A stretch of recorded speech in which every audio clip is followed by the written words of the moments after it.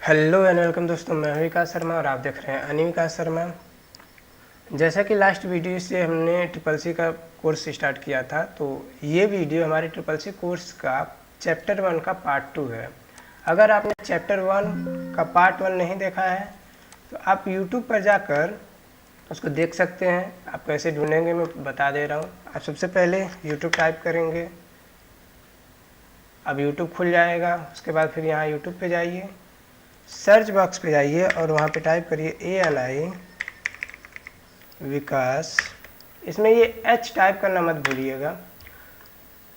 तो यहाँ पे हमारा चैनल और इसमें जितने भी वीडियो अपलोड किए गए हैं यहाँ पे ये सारी चीज़ें आ जाएंगी। तो आप यहाँ से हमारे चैनल पे डायरेक्ट भी जा सकते हैं और यहाँ से जा करके आप वो लास्ट वाली वीडियो ट्रिपल सी चैप्टर 1 का पार्ट 1 देख सकते हैं। इसमें मैं कुछ चीज़ें आपको बताना चाहूँगा कि जो हमारा वीडियो है ये, अगर आप इसके डिस्क्रिप्शन में जाएं तो यहाँ पे अगर आप कोई पर्टिकुलर टॉपिक देखना चाहते हैं, जैसे कि मान लीजिए मैं चाहता हूँ GIGO के बारे में पता करना, या फिर मैं हाइब्रिड कंप्यूटर के बारे में जानना चाहता हूँ, या फिर सिर्फ मैं ENIAC और UNIVAC के बारे में जानना चाहता हूँ, तो यहाँ पे क्लिक करके हम डायरेक्टली उस पार्ट पे जंप कर सकते हैं। उसके बाद मैं कुछ और चीज़ें बताना चाहूँगा। अगर आपको हमारे PDF वगैरह डाउनलोड करने हैं तो आप यहाँ से हमारी वेबसाइट पर जाके PDF डाउनलोड कर सकते हैं। टेलीग्राम ग्रुप से जुड़ना है तो यहाँ से जाके आप टेलीग्राम ग्रुप से भी जुड़ सकते हैं। उसके बाद अगर आपको हमारे साथ इंस्टा पे जुड़ना है तो यहाँ से इंस्टा पे भी PDF डाउनलोड करने के लिए ये। और सबसे इम्पॉर्टेंट चीज़ है यहाँ पे टेस्ट देने के लिए, अगर आप इस पर क्लिक करें तो यहाँ पे एक पेज आपका खुल जाएगा और इस पेज पे जा कर के आप यहाँ से टेस्ट दे सकते हैं। जैसे कि चैप्टर 1 में आप जो भी चीज़ें इस वीडियो में पढ़े हैं, इसी वीडियो की वो सारी चीज़ें यहाँ पे आपके क्वेश्चन के फॉर्म में मैंने दे दिया है कि जैसे यह वीडियो कंप्लीट करें आप जाके यहाँ से क्वेश्चन आंसर भी उसका देख लें। तो अब इसमें जैसे मान लीजिए इसमें से जितने क्वेश्चन आप करते हैं उसके बाद फिर इसको सबमिट कर दीजिए, सिंपल। उम्मीद करता हूँ ये चीज़ आपको समझ में आई होगी। अब आगे हम आते हैं आज के अपने टॉपिक पे। तो देखिए, लास्ट हमने जो टॉपिक ख़त्म किया था वो था हमारा 5th जनरेशन ऑफ कंप्यूटर। अब आज की वीडियो में हम IT गैजेट्स एंड उसकी एप्लीकेशन से हम आगे कंटिन्यू करेंगे। IT गैजेट जैसा कि आप अगर पिछली वीडियो में ध्यान से पढ़े हों तो उसमें मैंने IT और गैजेट दोनों का मतलब समझाया था। तो IT का मतलब होता है इंफॉर्मेशन टेक्नोलॉजी और गैजेट का मतलब होता है उपकरण। वो उपकरण जो सूचना प्रौद्योगिकी के अंतर्गत आते हैं उन्हें IT गैजेट्स कहते हैं। और अगर आपको सिर्फ गैजेट के बारे में अगर पूछा जाए कि गैजेट्स क्या होते हैं, यहाँ पे ये जो गैजेट्स है इसका मतलब क्या होता है, तो गैजेट्स का सिंपल सा मतलब होता है जब किसी बड़ी डिवाइस को उसका आकार छोटा करके उसे कॉम्पैक्ट बना दिया जाए और उसकी गुणवत्ता भी बढ़ा दी जाए, तो उसे हम कहेंगे कि ये उसका गैजेट है। और जब उसमें इंफॉर्मेशन टेक्नोलॉजी को जोड़ दिया जाता है तो वो पूरा मिलके हमारा IT गैजेट हो जाता है। जैसे अगर हम बात करें कि एक उपकरण की, तो घड़ी हमारी जो है, जिसे दीवार घड़ी जो होती है, जो हमारी वॉल वॉच होती है, अब ये जो घड़ी होती है ये हमारी दीवार पे बड़ी सी लगी होती है और इसमें सिर्फ एक चीज़ आप देख सकते हैं और वो है टाइम। इसमें ये भी नहीं बताएगा कि दिन है कि रात है। लेकिन अगर आप ऐसे ही IT गैजेट में स्मार्ट वॉच के बारे में देखें, जो यहाँ पे आपको PDF में दिख भी रहा होगा, तो यहाँ पे आपको इसी घड़ी के अंदर टाइम तो आपका दिखाएगा ही दिखाएगा, लेकिन साथ साथ उसकी गुणवत्ता बढ़ा दी जाएगी और उसमें आप इंटरनेट का उपयोग करके GPS को भी यूज कर सकते हैं। कोई सूचना भेजना है उसको भी आप एक्सेस कर सकते हैं। आप किसी को कॉल करना चाहते हैं आप वो भी कर सकते हैं। संदेश भेजना चाहते हैं या प्राप्त करना चाहते हैं तो वो काम भी कर सकते हैं। ब्लूटूथ कनेक्शन से कोई फाइल ट्रांसफ़र करना चाहते हैं तो वो काम भी कर सकते हैं। तो यहाँ पे क्या हुआ, और साथ ही साथ इसमें देख लीजिए कैलकुलेटर, थर्मामीटर, कंपास आदि चीज़ों को भी आप यूज कर सकते हैं। अब देखिए, कैलकुलेटर सिंपल कैलकुलेशन करने के लिए, थर्मामीटर आपकी बॉडी के टेम्परेचर को नापने के लिए, आपके आसपास कुछ जो एनवायरनमेंट है उसका टेम्परेचर देखने के लिए, कंपास दिशाओं को पता करने के लिए। इसमें सबसे इम्पोर्टेंट जो आपका है वो है GPS और सिंक्रोनाइजेशन।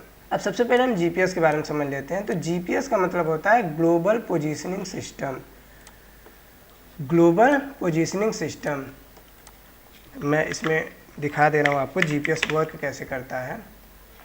अब इसे देखिए, एक सैटेलाइट है जो पृथ्वी के ऑर्बिट में हमेशा घूम रही है। यहाँ पे एक ऐसे मान लीजिए कि सैटेलाइट है, पृथ्वी के ऑर्बिट में घूम रही है और आप पृथ्वी पे किसी पर्टिकुलर मान लीजिए इस पॉइंट पे हैं, यहाँ पे हैं, तो ये आपके पॉइंट को बता देगा कैलकुलेट करके कि आप यहाँ पे हैं। उसके बाद आप कहीं और जा रहे हैं तो आप ये ऐसे ही आपकी लोकेशन को एक जगह से दूसरी जगह ट्रैक करता रहेगा। तो ये होता है ग्लोबल पोजीशनिंग सिस्टम। अगर इसको हिंदी में आप कन्वर्ट करें एकदम शुद्ध हिंदी में, तो उसके लिए इसका एक रूप आता है कि ग्लोबल का मतलब होता है वैश्विक, पोजीशनिंग का मतलब होता है आपकी स्थिति, और सिस्टम का मतलब होता है प्रणाली। तो वह प्रणाली जो वैश्विक स्तर पे आपकी स्थिति को बताए उसे जीपीएस प्रणाली कहते हैं। ठीक, उसके बाद इसमें नेविगेशन की, जीपीएस का मदद करके हम नेविगेशन चीज़ों को पता लगाते हैं कि वो कहाँ पे है। उसके बाद हम अगला इसमें देख लेते हैं सिंक्रोनाइजेशन। अब सिंक्रोनाइजेशन का मतलब ये होता है कि आप अपने कई डिवाइसेस में अलग अलग काम कर रहे हैं, लेकिन सबको सिंक कर देने से क्या होता है कि वो काम आप किसी दूसरे डिवाइस पे देख सकते हैं। जैसे अगर मान लीजिए मैं आपसे कहूँ कि आप अपने मोबाइल में कोई एक डेटा बनाइए और उसको कंप्यूटर में एक्सेस करिए, तो ये चीज़ हम ईमेल के थ्रू बड़े इजीली कर सकते हैं। जैसे कि मान लीजिए मैंने अपने मोबाइल के फ़ोन में कोई कॉन्टैक्ट नंबर किसी का सेव किया, उसको मैं अपने पीसी में एक्सेस कर सकता हूँ अपने जीमेल के थ्रू। तो ये कैसे हो रहा है? ये सिंक्रोनाइजेशन की मदद से हो रहा है। सिंक्रोनाइजेशन का मतलब होता है कई चीज़ों को एक साथ मिला देना, सिंक कर देना। उसके बाद इसमें आप ब्लूटूथ की मदद ले सकते हैं। ब्लूटूथ का मतलब है कि आप किसी चीज़ को कनेक्ट करने के लिए, किसी चीज़ को ट्रांसफ़र करने के लिए, एक जगह से दूसरी जगह भेजने के लिए आप ब्लूटूथ कनेक्टिविटी का यूज करते हैं। ब्लूटूथ कनेक्टिविटी थोड़ा कम रेंज का और ज़्यादा अच्छी क्वालिटी का नहीं होता, इसलिए ये आजकल के बहुत कम यूजेज में आ रहा है। अब हम बात करते हैं ऐसे ही गूगल ग्लास के बारे में। अब गूगल ग्लास क्या होता है? ये देखिए, सिंपल आपका जो ग्लास होता है, जिसको हम हिंदी में चश्मा कहते हैं, जैसे आपका नॉर्मल चश्मा होता है वैसे ही सेम ये पूरा चश्मा होता है। बस इसमें क्या होता है कि यहाँ पर एक डिवाइस ये जोड़ दी जाती है, ये आपके चश्मे पे जाके फिट हो जाती है। अब इसमें क्या होता है कि आप इस ग्लास के थ्रू जो भी चीज़ें देखते हैं, तो यहाँ पे ये लेंस के थ्रू आपके सामने की चीज़ों को इस स्क्रीन पे दिखाने लगता है, मतलब इन दोनों स्क्रीन पे दिखाने लगता है। अब होता क्या है, जैसे कि मान लीजिए आप कहीं गए हैं, आपको कोई एक पर्टिकुलर लैंग्वेज नहीं आ रही है, तो आप क्या करेंगे, आप उसको इस डिवाइस की मदद से बस देख रहे हैं और उसका डेटा यहाँ पे आपकी ग्लास पे आपके कन्वर्ट होके आ जा रहा है कि ये क्या चीज़ है, कब बनाई गई। जैसे मान लीजिए आप कोई पोस्टर पढ़ें, उसमें चीज़ें आपको नहीं समझ में आ रही है, आप ट्रांसलेट की मदद से यहाँ देख करके और इस डिस्प्ले पे डायरेक्ट उसका आउटपुट पा सकते हैं। तो ये होता है गूगल ग्लास। अब देखिए गूगल ग्लास में और क्या क्या चीज़ें आप यूज कर सकते हैं इसमें। अब देखिए, गूगल ग्लास पहनने योग्य ध्वनि नियंत्रित एंड्रॉयड डिवाइस है। ध्वनि नियंत्रित का मतलब जिसको आप अपनी वॉइस से कमांड दे करके नियंत्रित कर सकते हैं, और एक जोड़ी चश्मे जैसा दिखता है, जैसा कि मैंने आपको बताया, और उपयोगकर्ता की दृष्टि में सीधे जानकारी प्रदर्शित करता है। आप जो चीज़ें यहाँ से देख रहे हैं, यहाँ पे वो चीज़ें आपकी डायरेक्ट उसका आउटपुट बता रहा है, उसका इनपुट यहाँ से लेके आउटपुट यहाँ पे बता रहा है। अब ऐसे ही इसमें है संवर्धित वास्तविकता, आर्गुमेंटेड रियलिटी। कहने का मतलब चीज़ें एक तो होती है रियलिटी, और एक चीज़ें ऐसी होती हैं जो संभावित होती हैं कि भाई ये चीज़ें भी हो सकती हैं। जैसे आप कहीं पे, मैंने भी कहा ना, कहीं पे कोई चीज़ लिखी हुई है तो वो अपनी भाषा में कोई वर्ड लिखा है, लेकिन हिंदी में उसको कुछ और कहेंगे, तो ये हो गई आर्गुमेंटेड रियलिटी। उदाहरण के लिए एक हवाई अड्डे पर प्रवेश करने पर उपयोगकर्ता स्वचालित रूप से उड़ान की स्थिति की जानकारी प्राप्त कर सकता है। उपयोगकर्ता डिवाइस को वॉइस कमांड और इसके फ्रेम पर स्थित टच पैड के माध्यम से भी नियंत्रित कर सकता है। कहने का मतलब आप इसको बोल करके भी इसको कंट्रोल कर सकते हैं, और इसके टच पैड को यहाँ से टच करके, यहाँ से इसके टच पैड को टच करके भी इसको कंट्रोल कर सकते हैं। उसके बाद इसमें ग्लास ऑपरेटिंग सिस्टम का एक संस्करण पर आधारित है, या ग्लासवेयर नामक ऐप चला सकता है, जो डिवाइस के लिए कस्टमाइज है, और चश्मे में अंतर्निहित wifi, Bluetooth connectivity, photograph, video लेने के लिए कैमरा भी होता है। बिना कैमरे के वो कैसे देखेगा, तो इसलिए इसमें कैमरा भी लगाया जाता है। अगला जो इसमें सबसे इम्पोर्टेंट है और इससे क्वेश्चन बहुत ज़्यादा पूछता है, इससे क्वेश्चन सबसे ज़्यादा आपका यही पूछेगा कि ड्रोन कैमरा किस काम में आता है। तो पहले समझ लीजिए कि ड्रोन कैमरा होता क्या है। अब यहाँ पे आप जो इमेज देख पा रहे होंगे, इसी को हम ड्रोन कैमरा कहते हैं। इसमें क्या होता है कि ये ड्रोन होता है और इसके यहाँ पे सेंटर में एक कैमरा फिट किया जाता है और इन दोनों को मिला करके इसको कहा जाता है कि ये ड्रोन कैमरा है। ड्रोन कैमरा बेसिकली जहाँ पर कोई इंसान पैदल या किसी सवारी से नहीं जा सकता है या हवाई उड़ान भी वहाँ पे पॉसिबल नहीं है, वहाँ पे इन छोटी छोटी डिवाइसेस को प्रयोग में लिया जाता है वहाँ की स्थिति का जायज़ा लेने के लिए। अब देखिए इसमें भी आपका यही सेम चीज़ यहाँ पे आ गया जो अभी थोड़ी देर पहले आप स्मार्ट वॉच में पढ़े हैं, ग्लोबल पोजीशनिंग सिस्टम। अब इसको भी जीपीएस से ही कंट्रोल किया जाता है। कोई चीज़ कहीं जा रही है तो उसको कंट्रोल जीपीएस से ही किया जाएगा। अब इसमें देखिए इसमें क्या कर सकते हैं, ड्रोन एक मानव रहित छोटे विमान जहाज के समान होता है जो मानव नियंत्रण के बिना या दृष्टि की रेखा से परे स्वायत्त रूप से नेविगेट कर सकता है। हल्के मिश्रित पदार्थों से ड्रोन का निर्माण किया जाता है जिससे कि उसका वजन कम रहे या विभिन्न प्रकार के अतिरिक्त उपकरणों से लैस हो सकता है, जिसमें अब ध्यान दीजिए कैमरे, जीपीएस, गाइडेड मिसाइल। आप सुने होंगे कि ड्रोन से कहीं हमला कर दिया गया तो इसमें गाइडेड मिसाइल लगा होता है। उसके बाद फिर से ग्लोबल पोजीशनिंग सिस्टम, बार बार ये आ रहा है, ये बहुत इंपॉर्टेंट है। नेविगेशन सिस्टम, चीज़ों को एक जगह से दूसरी जगह पहुंचाने के लिए जो नेविगेशन किया जाता है उसकी बात हो रही है। अलग अलग सेंसर, उसके बाद फिर से इसमें इतनी सारी चीज़ें इस्तेमाल की जा सकती हैं, इतनी ज़्यादा चीज़ें हो सकती हैं। बेसिकली आप आमतौर पे इसमें कैमरे और जीपीएस लगा हुआ डिवाइस ज़रूर देख लेंगे। अगला है हमारा पेन विथ कैमरा, जो जासूसी वगैरह के लिए बहुत ज़्यादा यूज किया जाता है। अब इसमें एक चीज़ ध्यान दीजिएगा, इसमें अभी ये बग और डी बग दो चीज़ें अभी इसमें आएंगी, ये बहुत इंपॉर्टेंट है और इससे डायरेक्ट क्वेश्चन आते हैं। उच्च प्रौद्योगिकी जासूसी उपकरणों का छोटा करने की सुविधा देता है। कहने का मतलब पेन डिवाइस में क्या होता है कि पेन जैसा होता है और यहाँ पे इसके एक कैमरा लगा होता है। मैं इसको ऑनलाइन आपको दिखा दे रहा हूँ।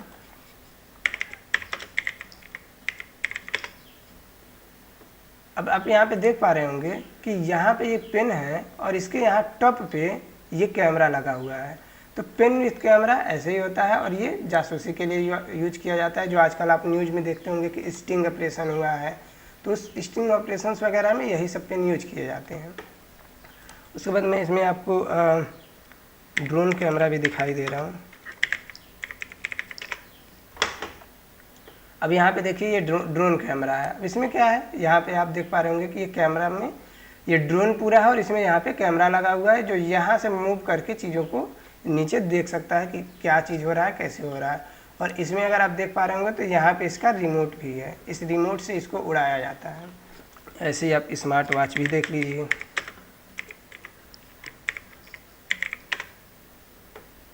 अब देखिए यहाँ पे स्मार्ट वॉच है, इसमें ये जो एप्लीकेशन आपको दिख रहे हैं ये सभी एप्लीकेशंस को आप यूज कर सकते हैं।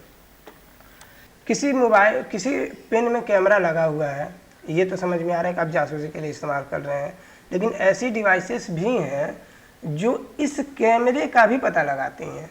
उसको हम कहते हैं बगिंग डिवाइस। क्वेश्चन आपका सीधे ऐसे बनेगा, छिपे हुए कैमरे का पता लगाने के लिए किस डिवाइस का प्रयोग किया जाता है, तो उसको कहते हैं बगिंग। और क्वेश्चन आपका ऐसे भी बन सकता है कि छिपे हुए कैमरे का पता लगाने के लिए जिस बग डिवाइस का इस्तेमाल किया जाता है उसका पता लगाने के लिए किस डिवाइस का प्रयोग किया जाता है। तो देखिए, एक हो गया छिपा हुआ कैमरा, एक हो गया बगिंग डिवाइस और एक हो गया आपका डीबगिंग डिवाइस। तो ऐसे करके 3 लेयर्स होती हैं। तो कैमरे का पता लगाने के लिए बग का इस्तेमाल किया जाता है और बग का पता लगाने के लिए डीबगिंग का इस्तेमाल किया जाता है। मैं यहाँ पे आपको एक हायरार्की बना दे रहा हूँ। अगर कोई कैमरा है तो कैमरे का पता लगाने के लिए हम बग डिवाइस का प्रयोग करेंगे और इस बग डिवाइस का पता लगाने के लिए हम डीबगिंग डिवाइस का प्रयोग करते हैं। आजकल आप सुनते होंगे कि किसी शॉपिंग मॉल में चेंजिंग रूम में कैमरा कोई लगा दिया गया है, लोग समझ नहीं पा रहे हैं, जा रहे हैं, उनका वीडियो बन रहा है। तो ऐसे कैमरों का पता लगाने के लिए हम बगिंग डिवाइस का प्रयोग करते हैं, और कहीं पे बगिंग डिवाइस कोई न ले जा पाए इसका पता लगाने के लिए हम डीबगिंग डिवाइस का प्रयोग करते हैं। तो ये एक हायरार्की है छोटा सा, जो स्मार्ट कैमरे में ही आपको समझ लेना चाहिए, काफ़ी इंपॉर्टेंट चीज़ है। उसके बाद हम आगे आते हैं। अब ये हमारे कुछ उपकरण थे जो इसमें कवर हो गए। इससे ज़्यादा आपका क्वेश्चन नहीं बनता है, लेकिन एक आध दो क्वेश्चन आ जाते हैं कभी कभार। तो इसमें इम्पोर्टेंट आपका जो है मैंने बता दिया है। अभी आप इस वीडियो के डिस्क्रिप्शन में जाके इसके क्वेश्चंस को भी सॉल्व कर लीजिएगा। अब बात करते हैं हम कंप्यूटर के मूल अनुप्रयोग, यानी कि बेसिक एप्लीकेशंस ऑफ कंप्यूटर। अब देखिए, इसको मैं एक ही बार में सबको समझा दे रहा हूँ, इसमें ज़्यादा डिटेल में जाने की ज़रूरत नहीं है, थोड़ा थोड़ा सबको समझ लीजिए। देखिए, पहला है कंप्यूटर हमारे दैनिक जीवन में बहुत उपयोगी हैं। कंप्यूटर के बेसिक एप्लीकेशन निम्नलिखित हैं।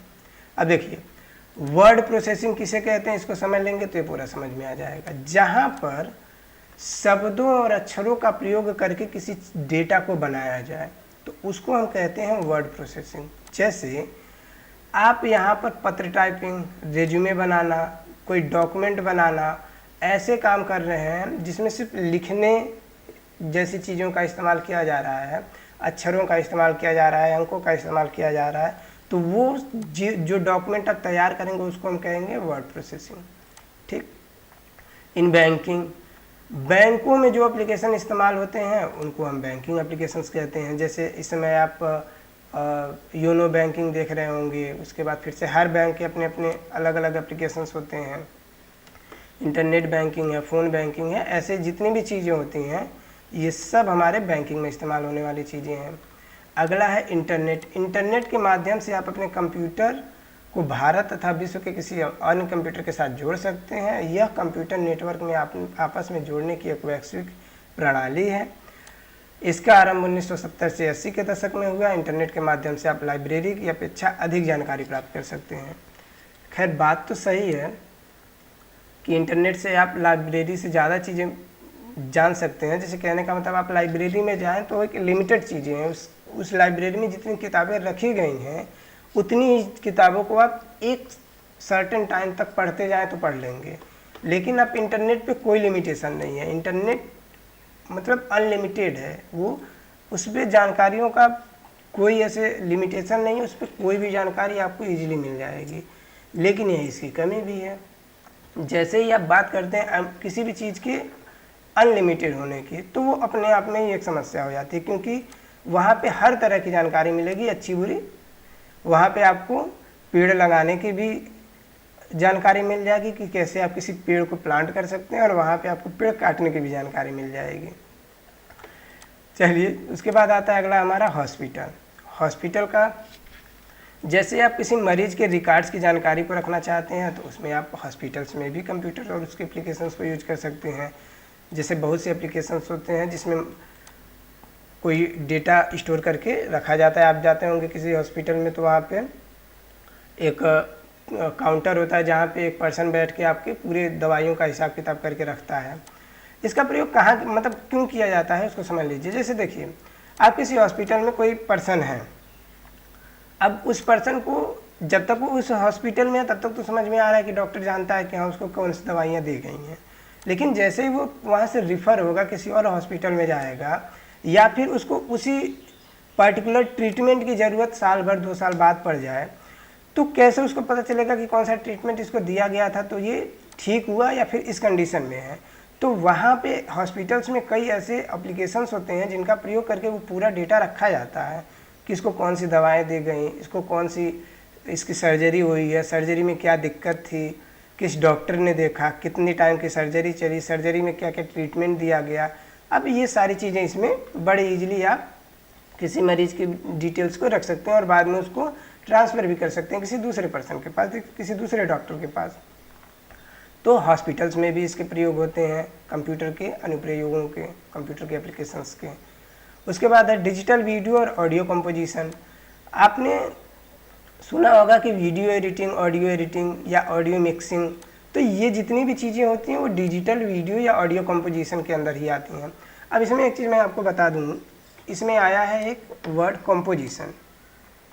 देखिए कंपोजिशन बेसिक सा मतलब कंपोजिशन, एडिटिंग और क्रिएशन, 3 वर्ड होते हैं। देखिए क्रिएशन जब कोई भी चीज़ नई बनाई जाए, एडिटिंग जब कोई चीज़ पहले से बनी बनाई हो, कंपोजिशन जब कोई चीज़ पहले से उसका एक हिस्सा बना है और इसमें कुछ और चीज़ें जोड़ी गई तो उसको कंपोजिशन कहते हैं। तो ये तीनों में डिफरेंस आपको समझ में आना चाहिए। उसके बाद है कंप्यूटर के द्वारा हम किसी भी ऑडियो, वीडियो, इमेज को कंपोज, एडिट कर सकते हैं। देखिए यहाँ पे भी आ गया ना कंपोज एवं एडिट, ठीक। उसके बाद है फिल्मों में विशेष प्रभाव और विज्ञान कथा डाल सकते हैं जो कंप्यूटर में उपयोग करके बनाया जाए। यहाँ पे ट्रांसलेशन का पता नहीं क्या।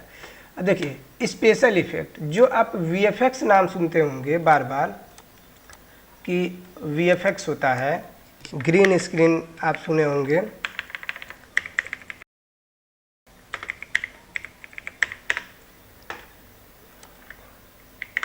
मैं इंटरनेट पे थोड़ा सा आपको ग्रीन स्क्रीन के बारे में दिखा दे रहा हूँ।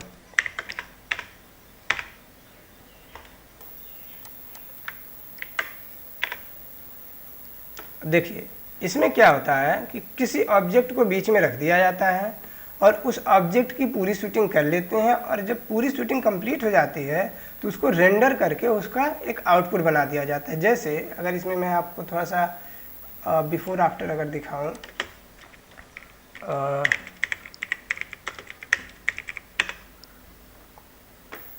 देखिए जैसे कि अगर आप यहाँ पे देख पाएँ तो ये शूटिंग इसकी देखिए कहाँ पे हुई है कि एक सिंपल प्लेन सरफेस है और पीछे ग्रीन स्क्रीन है, नीचे भी ग्रीन स्क्रीन है, और जब इसका आउटपुट दिखाया जा रहा है तो इसको बताया जा रहा है कि एक ब्रिज के ऊपर चल रहा है ऐसे। तो यही होता है हमारा VFX ग्रीन स्क्रीन जो वीडियो कंपोजिशन के अंदर आता है। अब इसे यहाँ पे भी देखिए कि ये पीछे का पूरा बैकग्राउंड इसमें फेक है, सिंपल एक ब्लू स्क्रीन यहाँ पे लगी हुई है, ग्रीन स्क्रीन यहाँ पे लगी हुई है, और यहाँ पे इसका जब आउटपुट निकाला गया है तो ये देखिए कितना शानदार यहाँ पे बैकग्राउंड दे दिया गया है। तो ऐसे बहुत सी चीज़ें होती हैं। आजकल हॉलीवुड फिल्में जो बनती हैं, यहाँ पे देखिए कहाँ पे शूटिंग कैसी जगह पे हुई है, आउटपुट में कैसा इसे ग्रैंड एकदम दिखा रहा है। तो ये होता है आपका वीडियो कंपोजिशन, जिसको हम green screen, blue screen, VFX इन सब चीज़ों के नाम से भी जानते हैं। तो कंप्यूटर के अनुप्रयोग यहाँ भी यूज होते हैं। अब ग्रीन स्क्रीन के लिए आफ्टर इफेक्ट है, प्रीमियर प्रो है, ऐसे सॉफ्टवेयर्स को यूज किया जाता है। अगला जो इसमें टॉपिक है कम्युनिकेशन। कम्युनिकेशन देखिए एक पर्सन दूसरे पर्सन से जो बातचीत कर रहा है उसी को कम्युनिकेशन कहते हैं। अब देखिए कम्युनिकेशन कई तरह के हो सकते हैं। सबसे पहले आप वीडियो कॉलिंग के थ्रू कम्युनिकेशन कर सकते हैं, जो आज का सबसे ज़्यादा ट्रेंड में है। देन है आपका चैटिंग के थ्रू आप कम्युनिकेशन कर सकते हैं, ईमेल के थ्रू कम्युनिकेशन कर सकते हैं। उसके बाद अभी इसमें कुछ चीज़ें नहीं दी गई हैं और वो है वॉइस कॉलिंग के थ्रू भी आप कम्युनिकेशन कर सकते हैं। इस तरह से आप कई तरह के भी कम्युनिकेशन कर सकते हैं। अब देखिए तीनों में अंतर क्या है, तीनों चारों में अंतर क्या है समझ लेते हैं। देखिए वीडियो कॉलिंग में क्या होता है कि आप वीडियो में आप ऑडियो प्लस वीडियो दोनों की तरह कॉल करते हैं। चैटिंग में क्या होता है, चैटिंग में ना आप वीडियो कॉल करते हैं ना आप ऑडियो कॉल करते हैं, आप सिर्फ चैट करते हैं। मतलब आप टाइप करके भेजेंगे, सामने वाला भी टाइप करके भेजेगा। आजकल तो इसमें भी इम्प्रूवमेंट आ गया है वॉइस चैटिंग का, जिसमें आप बोल करके कोई चीज़ भेजते हैं, सामने वाला सुनता है, फिर बोल करके वो आंसर देता है। उसके बाद ईमेल, जितने भी ऑफिशियल वर्क होते हैं उसमें आजकल भी ईमेल ही प्रयोग होता है और ईमेल सबसे ज़्यादा सिक्योर माना जाता है। और ईमेल का ये भी होता है कि अगर आप किसी को ईमेल किए हैं तो उसका डेटा कभी भी यूज कर सकते हैं। मतलब जब तक आप ईमेल के पासवर्ड को सेव करके रखे हैं आप उसका डेटा कभी भी यूज कर सकते हैं। तो ये जितनी भी चीज़ें हैं जिसमें एक पर्सन दूसरे पर्सन से इंटरेक्ट करता है, बातचीत करता है, उसी को हम कम्युनिकेशन कहते हैं।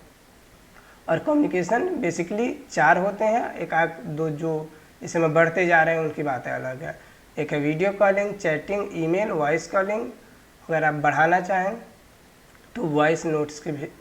अगला है डेस्कटॉप पब्लिशिंग। अब ये बहुत इंपॉर्टेंट है। डेस्कटॉप पब्लिशिंग यहाँ पे इसका फुल फॉर्म दे दिया है डायरेक्ट। अगर आपने कभी पढ़ा हो DTP, तो DTP का फुल फॉर्म होता है desktop publishing. Desktop publishing basically देखिए क्या होता है कि जब आप कोई भी चीज़ कंप्यूटर पर बना करके उसको प्रिंट के लिए देते हैं तो वो सारी चीज़ें डेस्कटॉप पब्लिशिंग के अंदर आ जाती हैं। जैसे मान लीजिए कोई किताब है, यहाँ पे आप देख रहे होंगे कि कोई किताब है, तो किताब की डिज़ाइन किस में बनाई गई, कंप्यूटर में बनाई गई, और बाद में उसको प्रिंट करके स्टूडेंट्स को बेचा गया, तो स्टूडेंट खरीद करके उसको यूज कर रहे हैं। तो ये क्या हुआ, डेस्कटॉप पब्लिशिंग की चीज़ हो गई। ऐसे ही आप जो ग्रीटिंग कार्ड्स देखते हैं, आप जो शादी के कार्ड्स देखते हैं, आप जो ब्रोशर देखते हैं, मैगजीन्स देखते हैं, ये सभी डीटीपी की ही चीज़ें हैं। अब मैं थोड़ा सा इसको समझा दे रहा हूँ कि इन सब चीज़ों में थोड़ा थोड़ा अंतर क्या है। देखिए, डिज़ाइन का मतलब सिंपल सा मतलब होता है कि आप जो आकृति उसको दे रहे हैं, जो उसको शेप दे रहे हैं, जो कलर दे रहे हैं, उसको हम डिज़ाइन कहते हैं। अब देखिए, किताबों का जो फ्रंट पेज होता है, जो किताबों के बीच का पन्ना होता है, उसमें कहाँ से टेक्स्ट रहेगा, कहाँ इमेज रहेगा, इसको समझने के छोटे बच्चों की किताबों को अगर आप उठा के देखें तो उसमें ढेर सारे कलर्स होते हैं, ढेर सारे उसमें इफेक्ट यूज हुए होते हैं, उसमें ढेर सारे अलाइनमेंट्स यूज की गई होती हैं। ये अलाइनमेंट वगैरह हम आगे भी पढ़ेंगे। तो किताबों के डिज़ाइन में समझ में आ गया कि डेस्कटॉप पब्लिशिंग को यूज किया जाता है, कंप्यूटर के एडिटर्स को यूज किया जाता है। ग्रीटिंग कार्ड्स जो आप नॉर्मली किसी को इनविटेशन के लिए भेजते हैं, या फिर किसी को थैंक यू कार्ड भेजते हैं, या किसी पर्सन को ग्रीट करना चाहते हैं तो उसको भेजते हैं। उसके बाद फिर से मैरिज कार्ड्स हैं, मैरिज कार्ड जो शादियों में नॉर्मली आप यूज करते हैं। ब्रोशर, इसमें ये थोड़ा सा समझ लीजिए, आप किसी शोरूम में जाइए, किसी ब्रांड के शोरूम में जाइए और उसमें आप कहिए कि हमें ब्रोशर दीजिए, तो वो आपको एक किताब देंगे, और उस किताब में इस समय जो आइटम्स आए हैं, जितने भी नए प्रोडक्ट्स आए हैं, और जो पुराने फेमस प्रोडक्ट हैं, उनके बारे में एक पूरी डिटेलिंग की गई होती है। जैसे मान लीजिए आप कोई कैमरा लेने जाएं, मैं एक कैमरे का ब्रोशर आपको दिखा दे रहा हूँ। जैसे कि मान लीजिए मैं कैनन 200D ब्रोशर अगर डालूँ,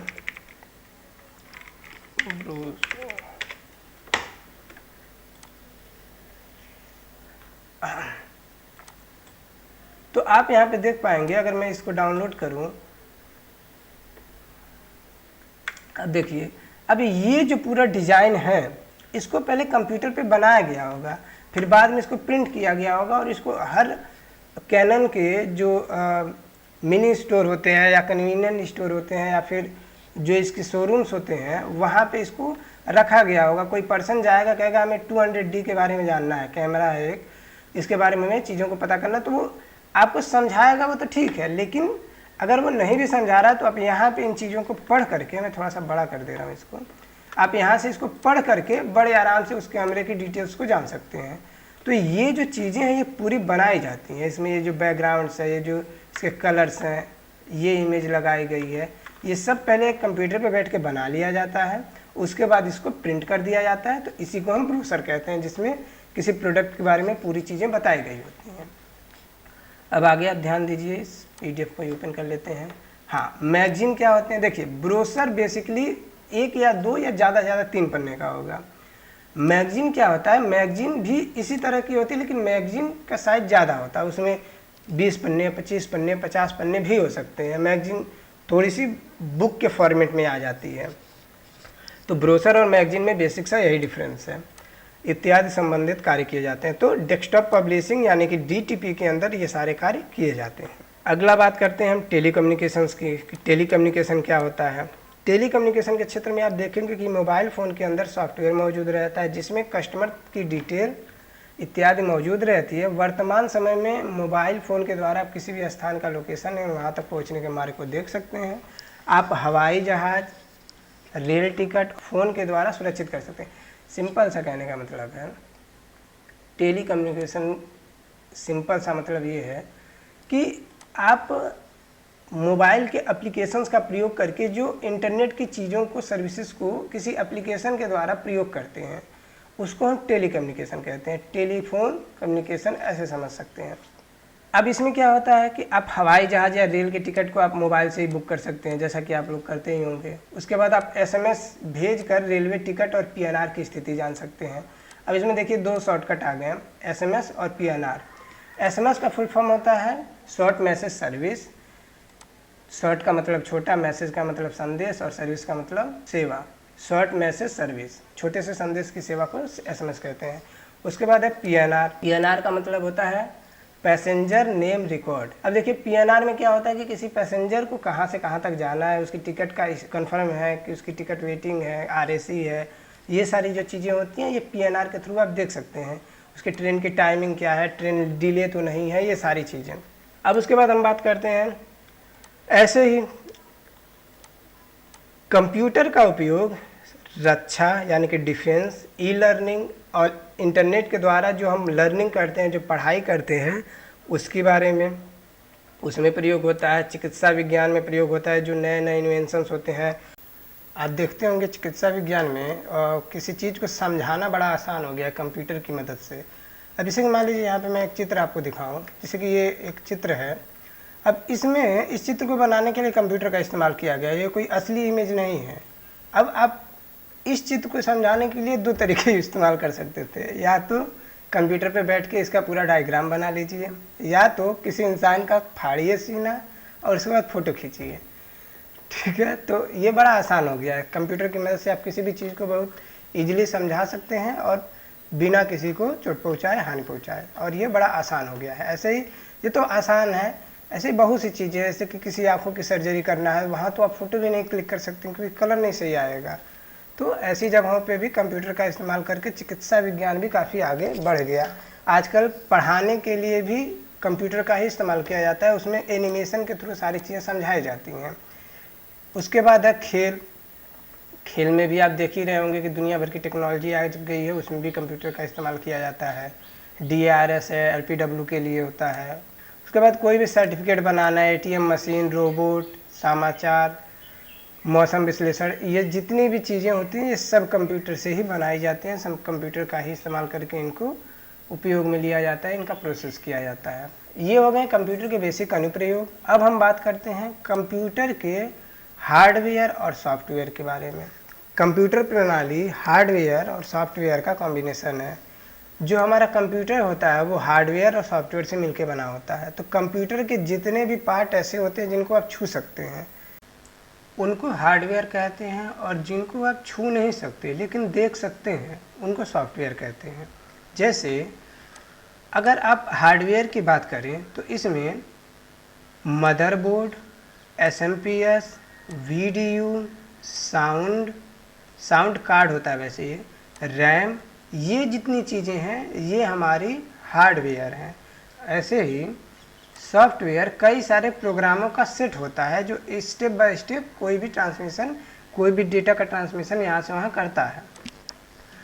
अब देखिए इसमें दो तीन चीज़ें आई हैं, दो तीन वर्ड आए हैं, इनको आप ध्यान से देख लीजिए। पहला है SMPS। तो SMPS का फुल फॉर्म होता है स्विच मोड पावर सप्लाई।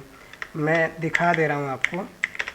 ये हमारे कंप्यूटर का मेन पावर सप्लाई होता है जो यहाँ से इनपुट ले करके और हमारे कंप्यूटर के अलग अलग हार्डवेयर को जितनी उसको ज़रूरत होती है, जिस पार्ट को जितनी बिजली की ज़रूरत होती है उस पार्ट को उतनी मात्रा में ही बिजली प्रोवाइड करता है।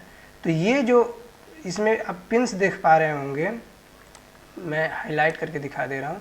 अब इसे यहाँ पे आप इसमें जो इतने दूर में पिन देख पा रहे होंगे, ये है, ये है, ये है, ये सब जो पिन है ये अलग अलग हार्डवेयर जितनी मात्रा में बिजली चाहता है सिर्फ उतनी मात्रा में उसको बिजली पहुँचाने का काम करता है। और इसी SMPS की मदद से हमारा जो करंट होता है जो AC से DC में कन्वर्ट किया जाता है, मतलब अल्टरनेटिव करंट से डायरेक्ट करंट में उसको कन्वर्ट किया जाता है।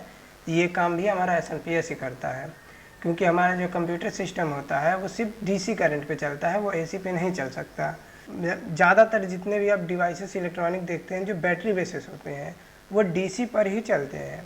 और हमारा जो चार्जर होता है वो क्या करता है, आपके AC करंट को बोर्ड से ले करके उसको DC में कन्वर्ट करके पिन के थ्रू आपको बैटरी में भेजता है। तो ये जो पूरा फुल प्रोसेस होता है ये इसीलिए होता है। ऐसे ही हमारे कंप्यूटर में जो SMPS होता है वो पावर को स्विच करता है, किसमें, AC को DC में, इसीलिए इसका पूरा नाम है SMPS, switch mode power supply. कहने का मतलब वो पावर सप्लाई का जो मोड है उसको स्विच कर दे रहा है, उसको बदल दे रहा है। ऐसे ही आप इसमें अगर देखें तो VDU है, तो VDU को फुल फॉर्म होता है वर्चुअल डिस्प्ले यूनिट। जिस यूनिट की मदद से हम कोई भी चित्र को देखते हैं, जैसे हमारा जो मॉनिटर होता है यही हमारा वीडियो होता है। उसके बाद इसमें अगला जो एक और फुल फॉर्म है वो है रैम। रैम हमारे कंप्यूटर का सबसे मुख्य पार्ट में से एक होता है, जिसको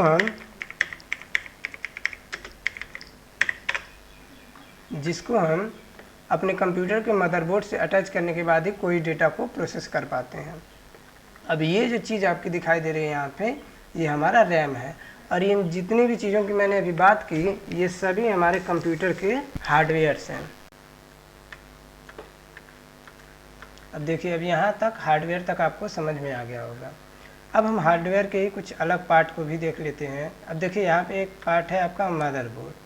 तो हमारे कंप्यूटर का मेन सर्किट बोर्ड जो होता है, जिसको हम पीसीबी भी कहते हैं, वही हमारा मदरबोर्ड होता है। मैं मदरबोर्ड की एक इमेज दिखा दे रहा हूँ आपको।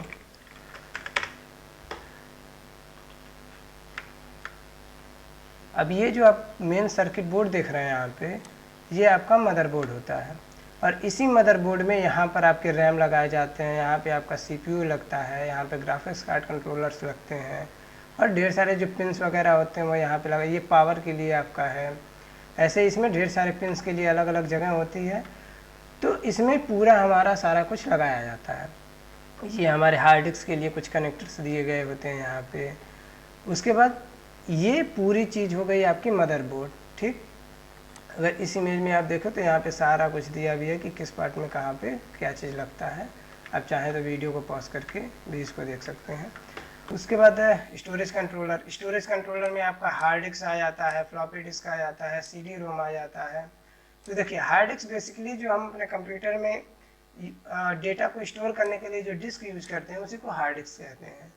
फ्लॉपी डिस्क पहले यूज होता था, अब आजकल के ज़माने में ज़्यादा कुछ फ्लॉपी डिस्क का काम नहीं है। सीडी रोम, मैंने एक आपको बैकअप डिवाइसेस की एक वीडियो में सीडी रोम के बारे में पूरी डिटेल दी है, आप वहाँ से सीडी रोम के बारे में पूरी जानकारी ले सकते हैं। उसके बाद है इसमें ग्राफिक्स कंट्रोलर, जो मॉनिटर के लिए आउटपुट प्रोड्यूस करता है वो हमारा ग्राफिक्स कंट्रोलर है। उसके बाद फिर से इसमें है इंटरफेस कंट्रोलर। इंटरफेस में जैसे हमारा पैरेलल पोर्ट्स के लिए होता है, सीरियल पोर्ट के लिए होता है, यूएसबी के लिए होता है। अब यूएसबी का फुल फॉर्म होता है आपका यूनिवर्सल सीरियल बस, जो आप पेन ड्राइव लगाते हैं, मेमोरी कार्ड लगाते हैं, जहाँ पे वो जो पोर्ट होता है उसी को हम यूएसबी पोर्ट कहते हैं। उसके बाद है एक्सटर्नल पेरिफेरल डिवाइस से कंप्यूटर को कनेक्ट करने के लिए प्रयोग होता है, जैसे प्रिंटर और स्कैनर, जो हमारा यूएसबी के थ्रू कंट्रोल होता है कंप्यूटर। जैसे हमारा प्रिंटर और या स्कैनर जो हमारे यूएसबी के थ्रू कंप्यूटर से कनेक्ट होता है। अब अगला टॉपिक है हमारा सेंट्रल प्रोसेसिंग यूनिट, और ये काफ़ी इंपॉर्टेंट टॉपिक है, इससे क्वेश्चन डायरेक्ट बनते हैं। देखिए, सीपीयू का फुल फॉर्म होता है सेंट्रल प्रोसेसिंग यूनिट, जो आप क्लास 3 से ही पढ़ रहे होंगे, अगर कंप्यूटर कभी इससे पहले पढ़े होंगे तो। सीपीयू का अर्थ होता है सेंट्रल प्रोसेसिंग यूनिट, जिसका मतलब है गणना करना, कैलकुलेशन करना। अब देखिए, सीपीयू कितने टाइप्स के होते हैं वहाँ पे देख लीजिए। पेंटियम है, डुअल कोर है, कोर 2 डुओ है, कोर i3 है, कोर i5 है, कोर i7 है। ये जितनी भी चीज़ें होती हैं ये सब आपके प्रोसेसर के टाइप यहाँ पे दिए गए हैं, और यहाँ पे प्रोसेसर के अंदर क्या क्या चीज़ें होती हैं वो भी लिखा गया है। जैसे ALU अर्थमेटिकल लॉजिक यूनिट, मैं अगर आपको यहाँ पे दिखाऊँ तो। उसके बाद अगला आपका है CU, उसके बाद है आपका MU, एक आपका AU भी होता है, एक आपका LU भी होता है। असल में जो AU और LU है यही दोनों मिलके यहाँ पे ALU हो जाता है, और बाकी CU और MU आपका ऐसे ही ऐसे रहता है। इसको समझना बड़ा आसान है। देखिए, ALU का मतलब होता है अर्थमेटिकल लॉजिक यूनिट, CU का मतलब होता है कंट्रोल यूनिट, MU का मतलब होता है मेमोरी यूनिट। मैं इन दोनों को हटा दे रहा हूँ, या फिर मैं इसको हटा दे रहा हूँ। अब देखिए, कंट्रोल यूनिट, जो यूनिट कंप्यूटर के डेटा को या कंप्यूटर के प्रोसेस को कंट्रोल करे, नियंत्रित करे, उसे CU कहते हैं, यानी कि कंट्रोल यूनिट कहते हैं। कंट्रोल का मतलब नियंत्रण। ये ठीक एक ट्रैफिक पुलिस के जैसे होता है कि ट्रैफिक पुलिस वाला एक पर्सन बीच में खड़ा हो जाता है और किस रोड से गाड़ियाँ आएंगी और किस रोड से जाएंगी ये कंट्रोल करता है। ऐसे ही डाटा कहाँ से आएगा और कितना प्रोसेस होगा और कब उसको बंद करना उस रूट को, ये पूरा हमारा कंट्रोल यूनिट मैनेज करता है। ऐसे ही हमारा MU होता है, मेमोरी यूनिट। हम जो भी डेटा कहीं पे स्टोर करेंगे, ये जो चीज़ें होती हैं ये हमारी मेमोरी यूनिट से मतलब कंट्रोल की जाती हैं। जैसे कोई डेटा हमें सेव करना है तो जाके कहाँ सेव होगा, ये जो डिसाइड करता है वो होता है आपका MU। और AU का मतलब होता है अर्थमेटिकल यूनिट। अर्थमेटिकल का मतलब जहाँ पे हमारे इक्वेशंस होते हैं, जो अंक गणितीय होते हैं, तो वहाँ पे हमारा AU प्रोसेस होता है, और जहाँ पे लॉजिकल ऑपरेशंस करने होते हैं वहाँ पे LU प्रोसेस होता है। अब यहाँ पे आगे आप देख भी पाएंगे। अब देखिए यहाँ पे है, ये हमारा पूरा CPU का डायग्राम बना हुआ है। अब इस CPU के डायग्राम में यहाँ पे कुछ इनपुट डिवाइसेस हैं। मैं CPU के डायग्राम के बाद ही उसको बना के दिखा दे रहा हूँ आपको। यहाँ पे आपके इनपुट के डिवाइसेस हैं और यहाँ पे आपके आउटपुट के डिवाइसेस हैं। अब आप अगर इसमें देख पाएँ तो जो हमारा कीबोर्ड है, कीबोर्ड से मान लीजिए हमने कुछ प्रेस किया, मान लीजिए कीबोर्ड से हमने A प्रेस किया, तो हमारे इस पूरे डेटा में प्रोसेस होके हमारे प्रोजेक्टर पे दिखाएगा। तो ये पूरा हमारा CPU ऐसे ही प्रोसेस होता है। पहले इनपुट लेता है, यहाँ पे CPU उसको कंट्रोल करता है, अर्थमेटिकल है कि लॉजिकल है, फिर मेमोरी यूनिट से उसके आउटपुट वाले डिवाइस पे भेजता है। तो ये पूरा हमारा डायग्राम बहुत इंपॉर्टेंट है। अगर इस डायग्राम को आप ठीक से समझ गए तो आपके लिए सब आसान है। अब देखिए ALU क्या काम करता है।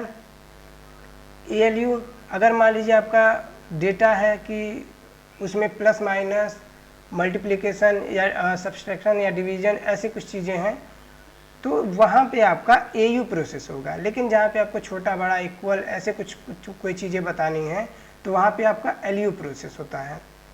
अगला जो टॉपिक है इसमें CU का मतलब कंट्रोल यूनिट। अभी मैंने आपको बताया कि डेटा जहाँ से कंट्रोल होगा, ये कंट्रोल यूनिट, और मेमोरी कहाँ पे स्टोर होगी ये आपका मेमोरी यूनिट के थ्रू पता चलता है। अगला है हमारा इनपुट डिवाइस। क्या होते हैं, तो बेसिकली जिन डिवाइसेस का प्रयोग करके हम डेटा को कंप्यूटर के अंदर इन करते हैं, कंप्यूटर के अंदर रखते हैं, उन्हें हम इनपुट डिवाइस कहते हैं। अब इनपुट डिवाइस के साथ साथ आउटपुट डिवाइसेस भी समझ लीजिए। जिन यूनिट्स में या जिन डिवाइसेस में डेटा का हमें आउटपुट मिलता है उसे हम आउटपुट डिवाइसेस कहते हैं। जैसे तो यहाँ पे आप देख पा रहे होंगे कि इस सेक्शन में जितनी भी चीज़ें हैं ये सभी इनपुट डिवाइस हैं। जैसे कीबोर्ड है, माउस है, स्कैनर है। अदर डिवाइसेस में तो बहुत डिवाइसेस आ जाएंगी। और यहाँ पे आप अगर देखें तो यहाँ पे आउटपुट डिवाइसेस हैं, जैसे प्रिंटर है, प्रोजेक्टर है, स्पीकर है या अदर डिवाइसेस हैं। तो अब कंप्यूटर के अंदर डेटा को भेजने के लिए आपने कीबोर्ड से कोई बटन दबाया, कंप्यूटर के CPU में प्रोसेस हुआ और उसके बाद हमें प्रोजेक्टर पे दिखा। तो ये पूरा हमारा प्रोसेसिंग होता है, ठीक। और इसमें जो डेटा जहाँ से दिया गया उस डिवाइस को इनपुट डिवाइस, और डेटा जहाँ पे हमें प्राप्त हुआ है उस डिवाइस को आउटपुट डिवाइस, और डेटा जहाँ पे प्रोसेस हुआ उसको हम CPU कहते हैं।